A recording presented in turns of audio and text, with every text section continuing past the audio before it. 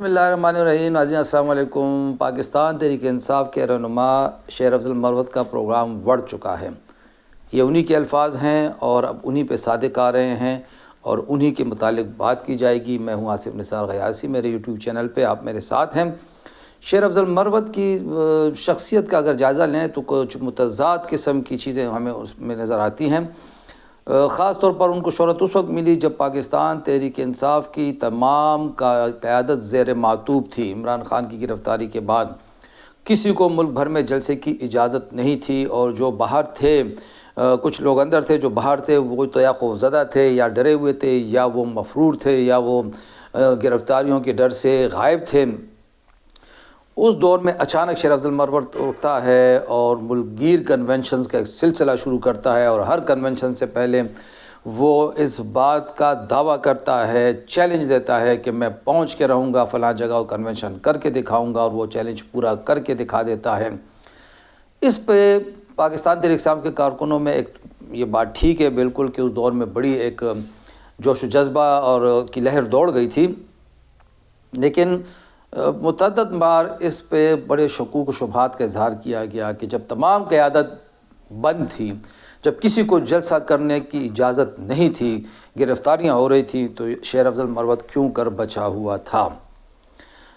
اس کے بعد وہ شہرت کی بلندیوں پہ جہاں پہنچے، الیکشن ہوئے.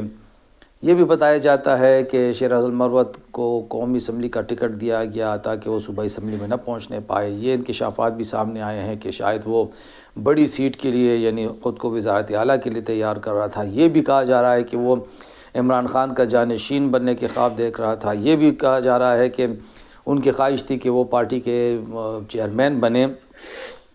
یہ ان کے مخالفین کے بھی کے دعوے ہیں جو ان کے حوالے سے سامنے آئے ہیں. لیکن بہرحال اب دیکھنا یہ ہے کہ ان دعووں کی صداقت کہاں تک ہے. یہ بات طے ہے کہ عمران خان صاحب ان کو بہت پہلے نکالنا چاہتے تھے. بہت پہلے سے مطلب ہے کہ آج سے 6 7 8 مہینے سے پہلے ہی، اور وہ موقع کی تلاش میں تھے اور موقع ڈھونڈ رہے تھے. کئی بار ان کو شوکاز نوٹسز جاری کیے گئے. عمران خان صاحب نہیں چاہتے تھے کہ ان کو ایسے طریقے سے نکالا جائے کہ دیگر کارکنوں کی یا رہنماؤں کی حوصلہ شکنی ہو یا کوئی ان پہ کوئی سوال اٹھے یا طریقہ کار پہ کوئی سوال اٹھے. وہ انتظار کر رہے تھے، انتظار کرتے رہے. ہماری اطلاعات کے مطابق جمعیت علماء اسلام کے ساتھ جب پی ٹی آئی کی ابتدائی مذاکرات کا ایک سلسلہ شروع ہوا تو اس مذاکرات کو سبوتاژ کرنے کی بھی کوشش بیرسٹر شیر افضل مروت کی طرف سے کی گئی ان کے مخالف گروپ کے مطابق.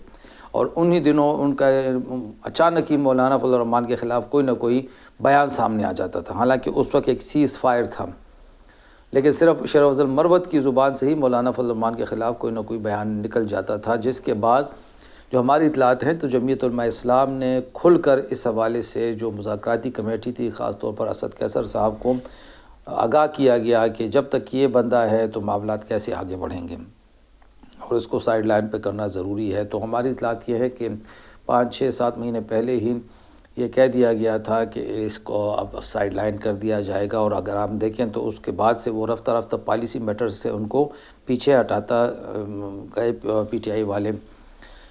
بیرسٹر شیر افضل مروت کے خلاف جو کارروائی ابھی حالیہ دنوں میں ہوئی ہے وہ ثوابی کے جلسے کے بعد سامنے آئی ہے. ثوابی کے جلسے میں ان کا طرز عمل یقیناً انتہائی نامناسب تھا.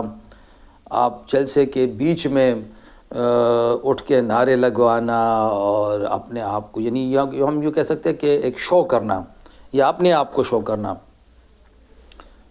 جب بیرسٹر سلمان اکرم راجہ تقریر کر رہے تھے، یہ وہی بیرسٹر سلمان اکرم راجہ ہیں جن کو شیر افضل مروت اپنی پارٹی میں اجنبی قرار دیتے رہے ہیں اور ان کو سیکرٹری جنرل ماننے سے بھی انکاری ہیں. جب ان کی تقریر جاری تھی تو شیر افضل مروت بلا ضرورت اٹھ کے کھڑے ہو گئے اور کارکنوں کو مکے ہلا ہلا کے نعرے بازی پہ مجبور کرتے رہے.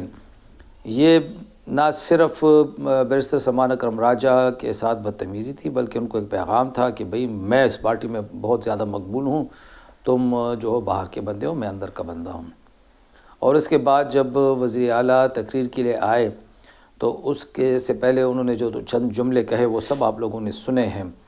اور جو اس کے بعد چپک کے جب وزیر اعلیٰ کے ساتھ کھڑے ہو گئے، اس پہ بھی ان دونوں چیزوں کو وہاں پہ موجود قیادت نے جو اسٹیج پہ موجود تھی، ان کے چہروں کے تاثرات آپ لوگوں نے اس ویڈیو میں دیکھے ہوں گے۔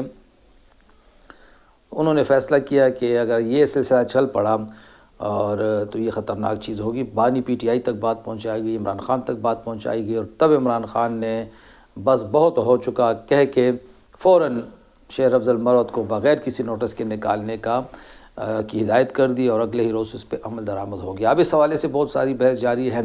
پارٹی کے کئی رہنما بشمول وزیر اعلیٰ علی امین گنڈاپور، شہریار افریدی، شوکت یوسف زئی، دیگر کچھ رہنما یہ کہتے ہیں کہ یہ فیصلہ بہت ظالمانہ ہے اور اس پہ غور ہونا چاہیے، اور یہ ان کو ایک اور موقع دینا چاہیے، مشکل وقت کے ساتھی ہیں۔ لیکن پارٹی کے جو ذمہ دار حلقے ہیں ان کا کہنا یہ ہے کہ یہ ثوابی کے جلسے میں جو کچھ کیا گیا، اگر اس پہ ایکشن نہ لیا جاتا اس طرح کا، تو پھر تو ہر شخص نے اپنے آپ کو پھر اسی طرح شو کرنا تھا، یہ پھر ایک دروازہ کھل جاتا، یہ پھر ایک سلسلہ شروع ہو جاتا۔ چنانچہ اب یہ جو کوشش کی جا رہی ہے کہ ان کو واپس لیا جائے، تو جو ہمارے ذرائع ہیں وہ یہ بتاتے ہیں کہ فی الوقت ان کی واپسی یا بانی کی طرف سے یہ فیصلہ واپس لینے کا کوئی امکان نہیں ہے، کیونکہ پیچھے سے جے یو آئی کا بھی اچھا خاصا دباؤ موجود ہے، کیونکہ یہ مروت صاحب ماضی میں جے یو آئی کا حصہ رہ چکے ہیں، اور جے یو آئی کی سیڑھی استعمال کرتے ہوئے پھر وہ بہت آگے گئے تھے۔ یہ قصہ وہ خود نہیں سناتے، کسی وقت موقع ملا تو ہم سنا دیں گے۔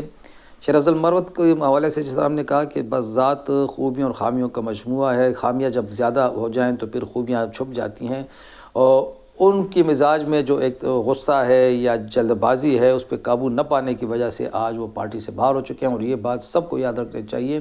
جنید اکبر خان نے جو بات کی تھی، بار بار ہم یہ دہراتے ہیں کہ پارٹی میں کوئی بندہ بھی کوئی چیز نہیں ہے جب تک وہ پارٹی میں ہے، پارٹی کے باہر ہے۔ جب تک پارٹی میں ہے تو بہت کچھ ہے۔ یہ لوگ جو آج خود کو بہت بڑا لیڈر تصور کر رہے ہیں اور کہہ رہے ہیں کہ ہماری یہ مقبولیت ہے، وہ مقبولیت ہے، اگر پی ٹی آئی کے ٹکٹ کے بغیر عمران خان کی تصویر اور حمایت کے بغیر کھڑے ہو جائیں تو شاید کونسلر کی سیٹ بھی نہ جیت سکیں۔ تو جب پارٹی کی وجہ سے اتنا بڑا مقام حاصل ہوتا ہے تو پھر پارٹی ڈسپلن کی پابندی ضروری ہے، اور شہر افضل مروت کے پروگرام کے بڑھ جانے کے بعد اب دیگر لوگوں کو بھی اس حوالے سے خبردار ہو جانا چاہیے۔ خدا حافظ۔